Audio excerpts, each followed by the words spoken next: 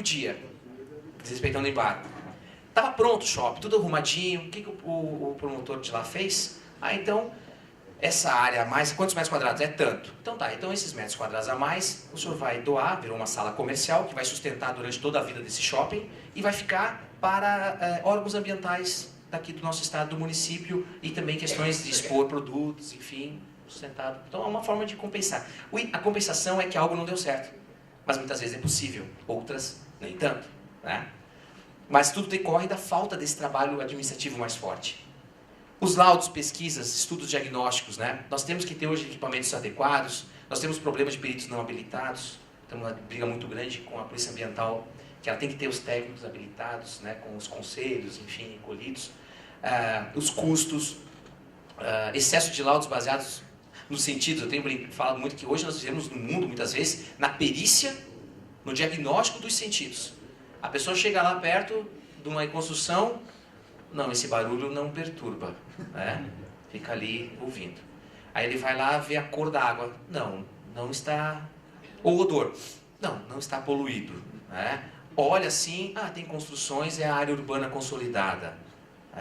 Então ele exerce todos os sentidos, isso não vale, né? Ele tem que ter a questão técnica, né? E o interessante, no nosso âmbito, quando a gente pede, né? A gente manda o processo e pede que seja feita uma avaliação pela equipe técnica lá no nosso setor, ele vai na maior das boas vontades e avalia, mede se aquela obra está dentro dos 15 metros ou não está, se está isso, aquilo. Quando vem o laudo técnico dizendo que está dentro da PP, vem o promotor, não nos sobra outra saída, a não ser fazer valer que está, e não tem como discutir.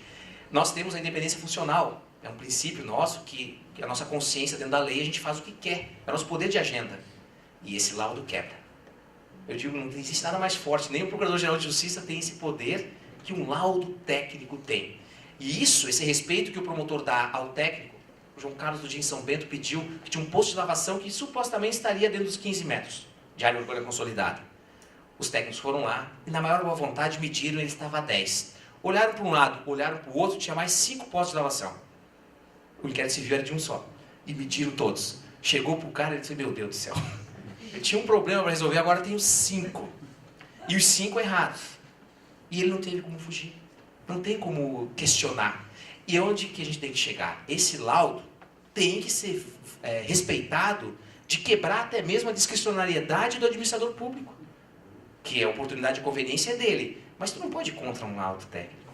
Agora nós tivemos os casos, não vou dizer o município, que é muito perto daqui, os vereadores em alto e bom som, né, aprovando a rua. A rua não pode ser aprovada, daqui a arquiteta do município diz que não pode ser rua porque a aclividade não permite, a largura não é a mínima e tal. Mas vamos aprovar, porque senão, né, não vou me eleger, não sei o quê, e aprovavam. Isso é improbidade administrativa. O laudo técnico diz que não podia ser a rua, eles aprovam, é um mínimo, é uma coisa básica, isso, né? Porque a responsabilização que a gente trabalha é todo mundo é responsabilizado. Quem se beneficia quando os outros fazem, quem fez, quem não faz quando deveria fazer, a omissão, quem deixa de fazer, quem não se importa que os outros façam e devia exercer, quem financia para que façam. Essa é a responsabilização que a gente trabalha, né? Ou seja, está caminhando para o ponto de que até o coitado do boy que levou de uma sala para outra para pegar o carimbo, ele vai estar responsável por ter contribuído para alguma autorização irregular. Então aqui uma conceituação necessária, uma distinção necessária, e a primeira delas é justamente essa: área ocupada, de área construída, é importante, e direito de construir diferente de direito de propriedade. Quando eu mencionei que aquela pessoa entrava com mandado de segurança, qual o documento que ele apresentava lá? Às vezes o único, o IPTU, o carnê do IPTU. E a pessoa se agarra ao carnê do IPTU como se aquilo fosse tudo. Na verdade, aquilo é só a prova de que ele tem que pagar um imposto pela propriedade que ele tem. Mas aquilo não dá direito algum de ele usufruir, construir, fazer o que ele bem entender com aquela propriedade. E aí vem um dilema da administração pública municipal, é que ela é setorizada e várias pessoas passam. E infelizmente eles começam pelo IPTU, porque vem recurso, e distribuem IPTU para todo mundo. Aí depois passa outra equipe fazendo o controle da ligação da rede pública coletora, se está ligando ou não. A vigilância sanitária ou técnicos terceirizados passam lá contratando. Agora até veio o negócio do pessoal passar da Zika. Aí depois passa mais um outro setor, até outro dia, não me lembro agora qual passou. 4 setores passaram na residência. Por que isso? Vamos fazer um planejamento? Ou, se eles tiverem que escolher de passar só vai o do IPTU. Isso que é o problema. E daí aquilo a pessoa fica já revoltada, tem que pagar. Por isso que agora teve prestação de pagamento por serviços ambientais, tem que haver um incentivo fiscal, um incentivo tributário à pessoa que não vai poder usar a sua propriedade, é porque ela tem um retorno coletivo, uma função social. O recolhimento do imposto deveria ser compatível, proporcional à função social que ela exerce, até para incentivar que seja preservado. Eu só quero dar uma ênfase aqui ao artigo 47.2, que fala justamente da área urbana consolidada. A gente tem batido muito nessa tecla, incentivados os municípios a um enunciado, passei ele correndo ele, mas há um enunciado que dá diretriz para os promotores de exigir que o município faça esse diagnóstico. É ele que vai permitir a flexibilização de uma APP de 30 para 15 metros, por exemplo, desde que não haja risco de desastres ambientais. E a lei foi muito boazinha, porque ela diz o seguinte: para regularizar uma área, ela tem que ser área urbana consolidada. Para ser área urbana consolidada, ela tem que ter malha viária, e ela só quis 2 desses 5 aqui. Tendo 2 desses itens abaixo, basta. Só que o técnico, o município que vai atestar isso, ele tem que dizer que realmente tem abastecimento público de água potável, fornecimento de energia elétrica adequada e segura, não as gambiarras que a gente vê por aí, né? Esgotamento tem que funcionar. Isso basta para reconhecer a área urbana consolidada e partir para um processo de regularização fundiária. E é aí que vem o interessante. Não nos basta a regularização escriturária. Não nos basta dar o domínio. Tem que ser a regularização fundiária. Que ela é o quê? É justamente a obrigatoriedade de implantar tudo o que falta, dentro de um cronograma que o próprio município vai definir naquele perímetro, naquela área demarcada, na demarcação urbanística que for escolhida.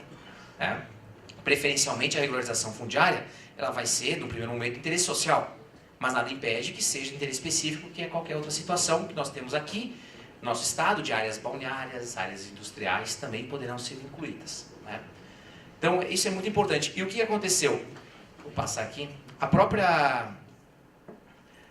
O nosso Código Ambiental confere ao município essa obrigatoriedade de promover esse diagnóstico e essa regularização urbana e ambiental, porque às vezes ele conceitua diferente, né? Que deve ser feito. E claro, muitos não gostaram, mas o Código permitiu que se faça a regularização dessas áreas, ainda que elas estejam inseridas em área de preservação permanente, área de perigo permanente. E se elas estão em área de perigo permanente, tem que ser identificadas as áreas de risco, não importa de que natureza elas sejam. E onde é que estão esses requisitos? Estão na própria lei, né? Então, muitos aqui conhecem a questão do artigo 51 e 54 da Minha Casa Minha Vida e no Código Florestal, os requisitos direitinho ali que o órgão público tem que obedecer. E eu estou tendo o privilégio de, nessas visitas no estado, passar em alguns municípios, Márcia, e depois eles me convidarem para lá apresentar o diagnóstico realizado. Não de todo município, Jaraguá está tentando isso, né, todo município, mas a maioria faz de alguns pontos prioritários, centros da cidade, algumas áreas mais densamente ocupadas, né, e muitos, até falei separado com a Bianca para ver se aqui ia acontecer isso, não, muitos já têm incorporado na sua revisão do plano diretor ou no seu plano diretor, quais são essas áreas urbanas consolidadas. Se conseguir ter essa estrutura. Senão, o plano diretor sai e depois legislações posteriores vão tratando dessa consolidação. Né? Isso é feito gradativamente. E, inclusive, daí depois já com um programa complementar de regularização fundiária dessas áreas. Eu tenho falado para os colegas que toda promotoria tem uma pilhazinha lá de inquérito civil que é de área invadida. Então, essas áreas, o município pode ter uma participação com o promotor para solucionar primeiro esses casos. Porque se está lá, é porque são problemáticos, né? Necessitam de uma intervenção logo. Então eles já podem ser trabalhados para a consolidação deles, se for o caso, ou não. Porque também tu pode fazer lá um levantamento para ver se a área urbana é consolidada e não for. Não fechou as características, então ele não vai receber as benesses. Mas o interessante é que também muitos municípios que fizeram, daí veio um pouquinho da ganância. Não vou falar quais são os municípios que aconteceu isso, mas o prefeito cresceu o olho lá e disse, não, vou fazer logo esse levantamento das áreas urbanas consolidadas, porque daí eu legitimo meus 15 metros que a lei permite que seja a flexibilização lá dos 30 para 15 metros de APP. Ou seja, aquela APP que podia ser de 100, de 200, de 50, a lei diz que pode ser no mínimo de 15. Ela só vai ser maior se o risco assim exigir. Aí o que ele fez? Correndo para ser 15, veio o técnico e disse, não, todo município aqui, nesse entorno do que seria do perímetro demarcado, tem risco de inundação ou deslizamento e precisa ser de 75 metros. Aí, como é que pode? Eu fiz algo para vir de 30 para 15, agora o técnico disse que tudo tem que ser... E vai ter que ser. O plano diretor ou a lei posterior vai ter que incorporar, e qualquer pedido lá para construção vai ter que ser negado dentro dessa faixa, porque tem um laudo técnico dizendo isso. Tem e realmente isso pode acontecer. Mas é bom que aconteça, porque é a realidade física, geológica daquele município. Acho que eu estou acabando meu tempo aqui, né? Aqui são os artigos que falam, e ele dá outras benesses, como por exemplo a regulação fundiária, permite a redução do lote do mínimo legal, em alguns casos, 125 metros, que a gente sempre aprendeu que é o mínimo do mínimo. Se for área ocupada anterior à entrada em vigor da Minha Casa Minha Vida, esse lote pode ser menor que o mínimo legal. Então tem as vantagens, vamos dizer assim, processuais e técnicas legislativas para essa flexibilização, quando a área for urbana consolidada. Então por isso que às vezes aí o pessoal cresce o olho e quer já identificar, mas tem que respeitar sempre o laudo técnico que vai dar essa metragem. E aqui no final, depois o material fica com vocês, eu colacionei um fluxograma, um organograma, de tudo que foi usado para fazer os itens, os critérios, os dados que foram usados para o diagnóstico socioambiental de Joinville, de Jaraguá, que são basilares assim, para fazer o reconhecimento dessas áreas. E aqui também tem as informações dos municípios, vou passar mais rápido aqui. E aqui a base de tudo, que é o levantamento aerofotogramétrico, que nós temos usado como informação. O sistema, o pessoal tem reclamado muito, talvez São José, quando for fazer isso, não incorra nos mesmos erros que alguns municípios estão incorrendo, ainda que alertados. Estão contratando, terceirizando, com preço muito alto, o pagamento desse diagnóstico socioambiental. Aí as empresas criou um mercado muito grande. É claro que muitas vezes é necessário, mas na maioria das vezes os municípios têm estrutura própria para fazê-lo. Principalmente os municípios com maior suporte. Outros se usam de consórcios de municípios, das associações de municípios, universidades, ONGs, fundações, os sindicatos, associações comerciais têm incentivado, têm custeado, apoiado isso. Não importa quem faça, ele tem que ser assinado por um técnico e chancelado pelo município, no perímetro que foi traçado para aquele diagnóstico pontual.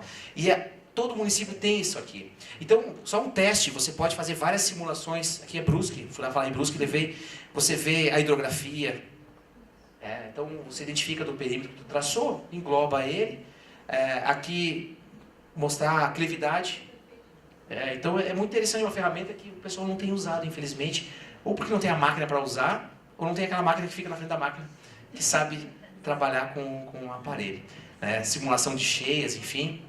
Mas essa. Eu já não sou tão erudito assim quanto alguns outros colegas, mas eu gosto muito dessa eu sou fã do Calvin, do Harold, e ele fala: quando eu crescer não vou ler o jornal, nem me importar com questões complexas e nem votar. Assim posso alegar que o governo não tem legitimidade para me representar. Então, quando tudo for por água abaixo, posso dizer que o sistema não funciona e justificar a minha falta de colaboração. É uma forma engenhosa de só se preocupar com você mesmo. É bem mais divertido pôr a culpa nos problemas do que tentar resolvê-los. Então vejam literatura infantil, às vezes nem tanto, como é bastante elucidativa, e aqui pelo menos nós temos pessoas que se preocupam com os problemas e querem resolvê-los, né? E mais uma vez eu agradeço a oportunidade de estar aqui contribuindo um pouco. Obrigado.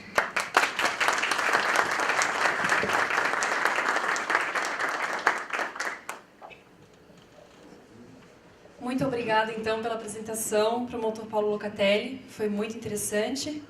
Eu vou chamar agora o nosso coordenador técnico, Edson Catoni, para fazer uma breve fala. Enquanto eu vou organizando aqui, gostaria de registrar a presença de mais duas autoridades, a senhora Giana de Souza, presidenta do Conselho de Cultura do município, e o auditor Gerson dos Santos, representando o TCE, Tribunal de Contas do Estado de Santa Catarina. Muito obrigada pela presença de todos.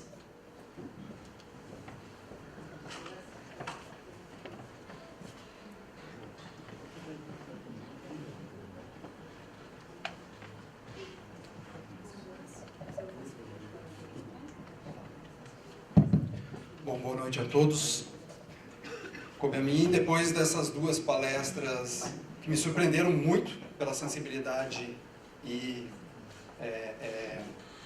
pela forma direta com que trataram os assuntos, eu nunca tive o prazer de ouvir nem a senhora, a doutora Márcia, nem o doutor Paulo Locatelli falar antes, mas deram realmente uma aula para a gente e falando num momento tão importante, que a gente já construiu uma proposta de plano diretor, o mais atualizado possível, o mais trabalhado possível para não deixar problemas de insegurança jurídica para todas as partes interessadas.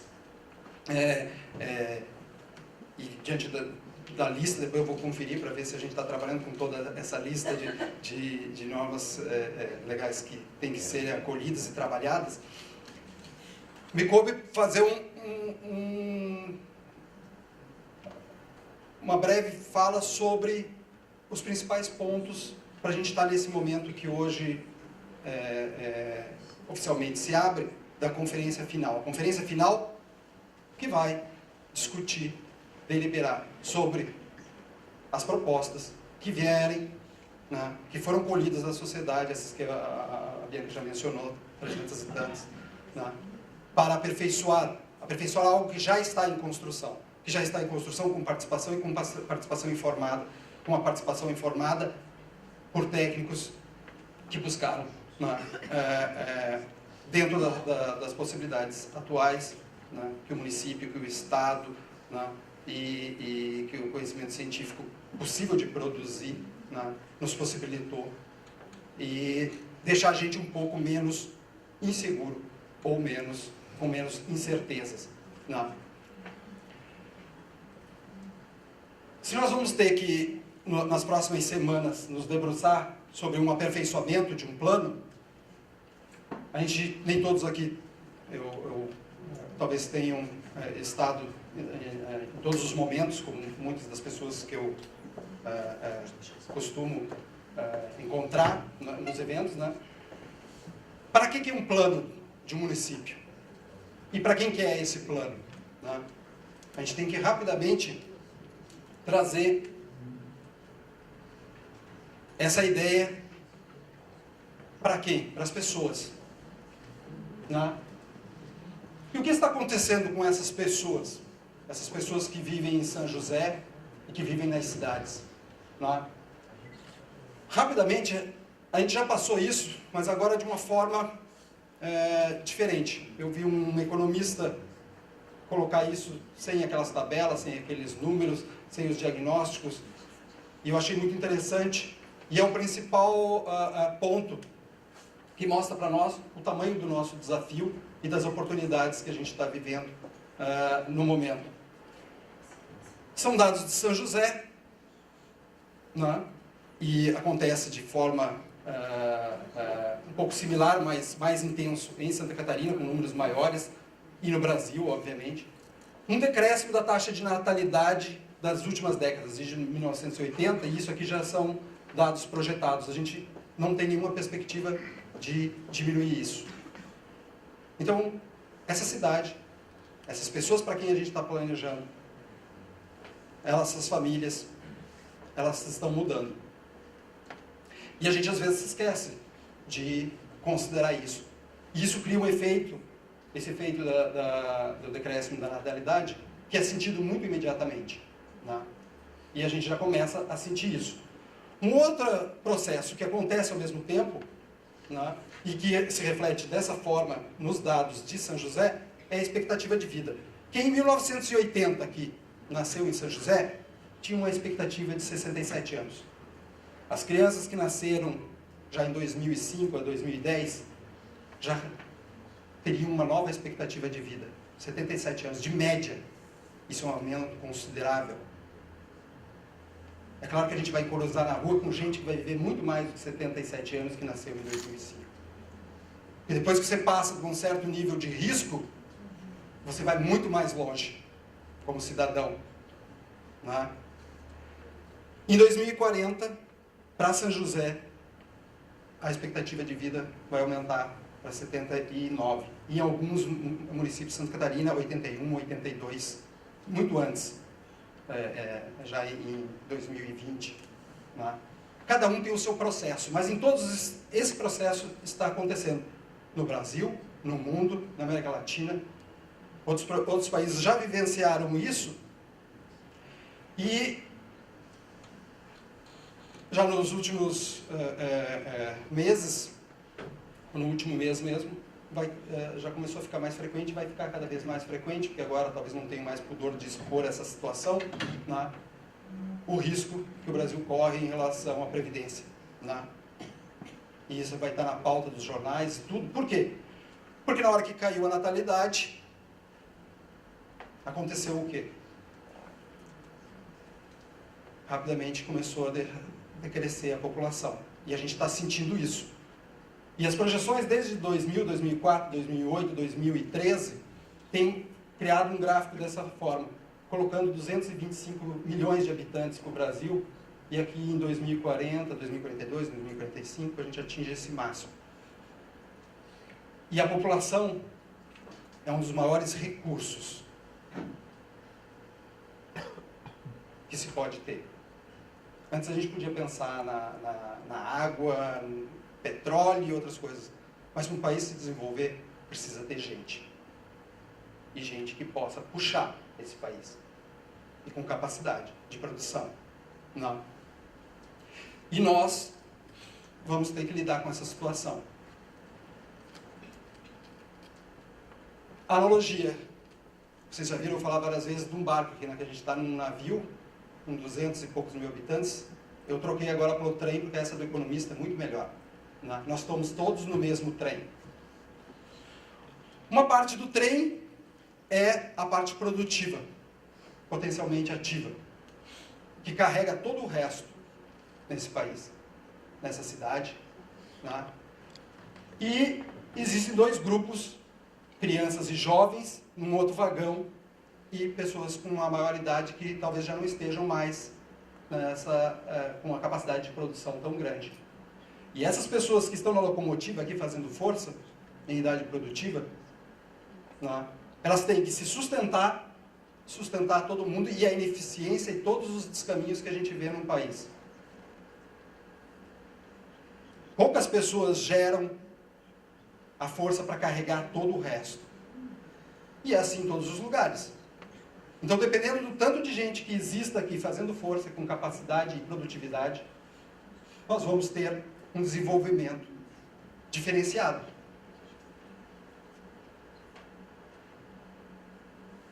Quando a gente mostrou, e por isso foi pedido estudos especiais para São José, para a questão demográfica, foi porque todos os municípios não conseguem escapar disso.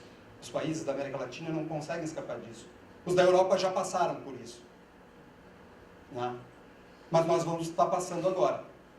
Então nós temos que compreender que planejar nessa situação, nós temos que ter uma compreensão muito clara. Não é a mesma coisa do que planejar 40 anos atrás, 30 anos atrás, 20 anos atrás. Né?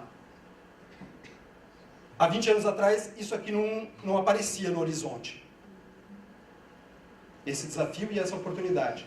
Né? Que eu vou explicar rapidamente agora com os números de São José. Quando a gente pega 1980, nós tínhamos na locomotiva de São José 58% de pessoas com idade potencialmente ativa, né? Carregando 37% de crianças e jovens, 5% de idosos. O que vai acontecendo? Ao mesmo tempo que nós continuamos crescendo a população, há uma dança aqui de troca de lugares dentro desses vagões. Pessoas vão ganhando idade e competência produtiva e passam para a locomotiva, e alguns poucos saem e vão para o vagão dos mais idosos. Isso acontece em todos os lugares. Quando a gente vai em 1990, cresceu um pouco mais a população, 61%, está melhor, diminuiu um pouco, 6%. Está vendo que sobe, mas sobe lentamente. Eu vou passar e vai passar, só que isso aqui começa a acontecer o fenômeno da influência da longevidade. Isso vai começar a aumentar muito rápido. Isso sai do controle. É isso que nós vamos ver no debate político, econômico do país, talvez nos próximos anos, como que a gente equaciona isso daqui. Porque as pessoas que estão aqui tendo pensão, aposentadoria e fizeram por merecer, esse dinheiro não está no cofre lá guardado para garantir todos os anos da expectativa de vida dessas pessoas aqui. O dinheiro está saindo daqui, de quem está produzindo, pagando imposto, tributos, recolhendo os encargos. E essa conta tem que fechar. Só que, rapidamente, isso muda. Em 2000, chegamos a 66, 27, 7, e aí a coisa começa... Para quem está vendo o mercado e dizendo, tem consumidor, só sobe o consumidor, mas mesmo o consumidor, se a gente olhar o cidadão como consumidor, que é apenas uma forma de ver o direito do consumidor, né, e as necessidades do consumidor, ele começa a mudar. Essas pessoas estão dentro das cidades. Esse aqui é o perfil resumido dos 3 grandes grupos de São José. E ele vai mudar muito rápido, e as necessidades vão mudar muito rápido. E a cidade vai ter que se adaptar economicamente, produtivamente, e em prestação de serviços adequada a esse perfil que está se alterando. 67% dentro da máquina, 68%. Pode voltar para mim só um slide? Não tem como eu voltar aqui. Tem? Isso. 67. Em 2020, 67, alcançamos o ponto máximo, e aí, 68 em 2010, entre 2010 e 2020, vai ser onde a nossa máquina, nossa locomotiva em São José vai ter a maior potência. Depois desse ponto, nós vamos começar a ter vagões mais pesados aqui, com uma maior demanda para a saúde e para outros custos, e a máquina vai começar a perder potência. Esse é o problema. E é por isso que eu troquei a analogia, porque enquanto eu ficava mostrando aqueles gráficos de barra, isso não ficava talvez tão acessível para todo mundo. Quando eu vi isso, eu disse, eu vou copiar isso aqui, porque isso é ótimo. Fazer melhor, uma explicação melhor do que essa. E agora nós vamos continuar ainda crescendo a população, mas nós vamos começar a perder potência e mudança de necessidades e demandas dentro das cidades.